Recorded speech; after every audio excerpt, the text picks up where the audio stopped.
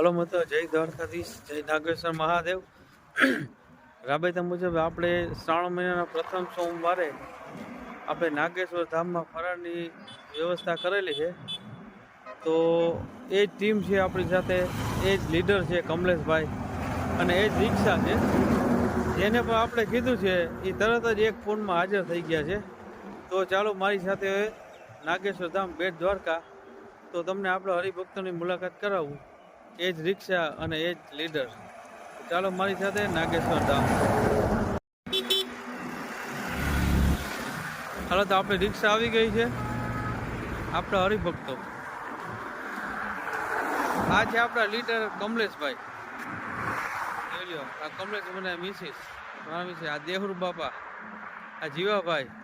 તો બધાને એક જ ફોનમાં કહી દીધું કે કાલ આપણે જવાનું હોય, તો બધા એનું પૂરેપૂરું કામ મૂકી અને હાજર થઈ ગયા। મિત્રો, જય સિયા રામ, જય દ્વારકા, જય નાગેશ્વર ભગવાન। આજે શ્રાવણ માસ ને પ્રથમ દિવસ છે, આજે સોમવાર, પ્રથમ સોમવાર છે।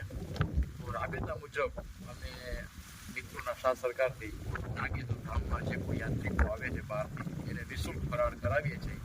આજે પહેલો સોમવારનો આ કાર્યક્રમ રાખેલો છે અને અમે આજે નાગેશ્વર ધામમાં જાય છે, પ્રથમ સોમવાર છે।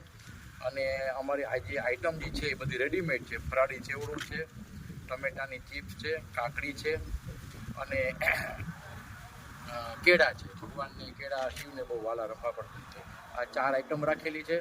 તો પ્રથમ સોમવારે આજે આ કાર્યક્રમ રાખીએ છીએ અમે।